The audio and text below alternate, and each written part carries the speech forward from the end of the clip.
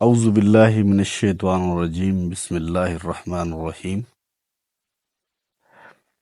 پیارے ویورز، ماہ رمضان کی آمد ہے اور اسی مناسبت سے اللہ نے مجھے توفیق دی۔ میرے دل میں خیال آیا کہ کیوں نہ اس پاک مہینے کی برکت سے رسول اللہ صلی اللہ علیہ وآلہ وسلم کی سیرت کے چند حصے، آپ صلی اللہ علیہ وسلم کی سیرت مبارکہ کے چند حصے جو ہماری اوقات ہے یا جتنی اللہ نے برکت دی اس حساب سے آپ کے سامنے پیش کیے جائیں۔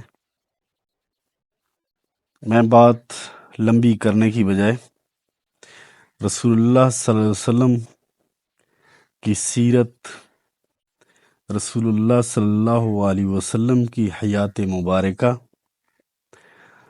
رسول اللہ صلی اللہ علیہ وسلم کی بعثت، رسول اللہ صلی اللہ علیہ وسلم کی عالمگیریت اور انس و جن کے لیے مبعوث ہونا،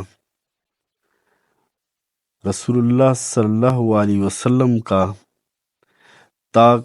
کی رسالت کا تا قیامت تک کا جاری رہنا، اس کے چند جو چیدہ پہلو ہیں ان کا احاطہ کرنے کی ہم پوری کوشش کریں گے۔ اللہ تبارک و تعالی نے خود فرمایا ہے کہ میرے محبوب کے آنے سے پہلے اس جزیرہ نما عرب کی کیا حیثیت تھی یا ان کی کیا حالت تھی۔ ہم زیادہ سے زیادہ مختصراً آپ کو رسول اللہ صلی اللہ علیہ وسلم کی سیرت مبارکہ کے بارے میں بتانے کی کوشش کریں گے۔ سب سے پہلے کسی بات کا، کسی چیز کا احاطہ کرنے کے لیے ضروری ہوتا ہے کہ تاریخ کے چند اوراق کو کھولا جائے، ان کا احاطہ کیا جائے۔ سب سے پہلے میں آپ کے ذہن میں، آپ کے سامنے چند چیزیں رکھوں گا کہ اصل میں عربوں کی 3 اقسام ہیں۔ سب سے پہلی قسم ہے باعدہ، دوسری قسم ہے عاربہ اور تیسری قسم ہے مستعاربہ۔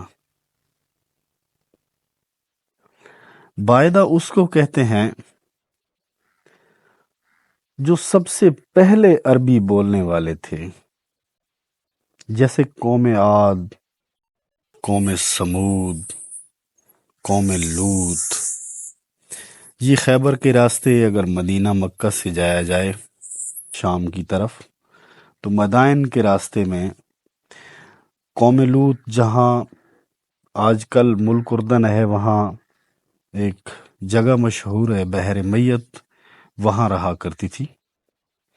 وہ قومیں جو مٹ گئیں، جن کا نام و نشان تک نہ رہا، یہ تو ہمیں قرآن پاک نے ان کے بارے میں کچھ جتنا اللہ تعالیٰ نے ضروری سمجھا باتیں بتا دی۔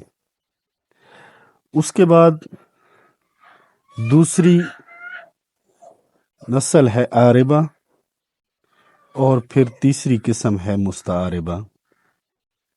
مستعاربہ اس کو کہتے ہیں جس نے عربی زبان یا کوئی زبان کسی دوسرے سے سیکھی ہو۔ چونکہ آپ صلی اللہ علیہ وسلم کا شجرہ نسب حضرت ابراہیم اور حضرت اسماعیل علیہ السلام سے ملتا ہے، اور پھر حضرت ابراہیم اور اسماعیل سے پھر حضرت آدم تک جا کے ملتا ہے۔ اگر ہم حضرت آدم اور پیچھے جتنے پیغمبر گزرے ہیں، اگر ان کے بارے میں تھوڑی بات بھی کی جائے تو بات بہت لمبی ہو جائے گی، چونکہ آپ کا ڈائریکٹ رشتہ، ڈائریکٹ تعلق جو ہے حضرت اسماعیل علیہ السلام سے ہیں، تو ہم حضرت ابراہیم و اسماعیل علیہ السلام سے بات کو شروع کریں گے۔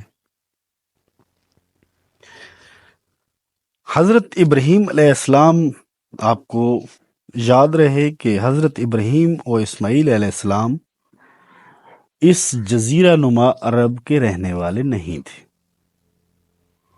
یہ تو اللہ تعالیٰ کی ذات نے، اللہ تعالیٰ نے حکم دیا اپنے خلیل اللہ حضرت ابراہیم علیہ السلام کو کہ اپنے بیوی اور اپنے معصوم بچے کو مکہ کی بیاب و گیہ وادی میں جا کے چھوڑیں۔ حضرت ابراہیم علیہ السلام جہاں آج کل زمزم کا کنواں ہے وہاں چھوڑ کے واپس چلے گئے۔ ظاہر ہے بغیر کسی ناراضگی اور بغیر کسی وجہ سے چھوڑ کے جا رہے تھے، تو حضرت اماں ہاجرہ رضی اللہ تعالیٰ عنہا وہ حضرت ابراہیم کی اونٹنی کے پیچھے بھاگی اور بار بار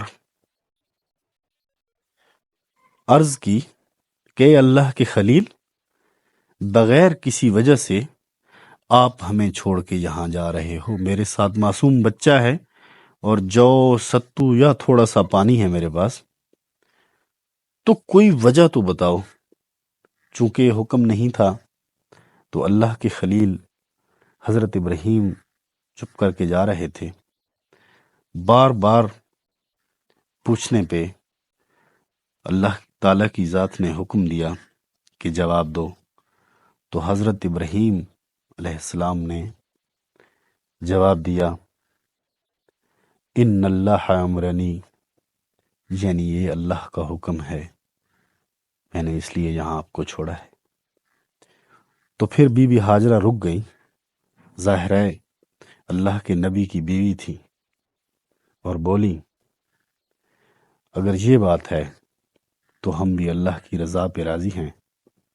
اور روایات میں آتا ہے کہ حضرت ہاجرہ رضی اللہ تعالی عنہا نے پڑھا، حسبنا اللہ و نعم الوکیل، نعم المولا و نعم النصیر، اور حضرت ابراہیم علیہ السلام وہاں سے چلے گئے۔ مزید آنے والی گفتگو میں اس سے آگے کا احاطہ کرنے کی میں کوشش کروں گا کہ پھر چشمہ کیسے پھوٹا، حضرت ابراہیم کب واپس آئے، اور پھر وہاں سے آگے سیرت النبی صلی اللہ علیہ وسلم کا اپنی اوقات کے مطابق، اپنے علم کے مطابق اور صحیح احادیث کی روشنی میں بیان کرنے کی کوشش کروں گا۔ تب تک کے لیے اجازت دیجیے، اللہ حافظ۔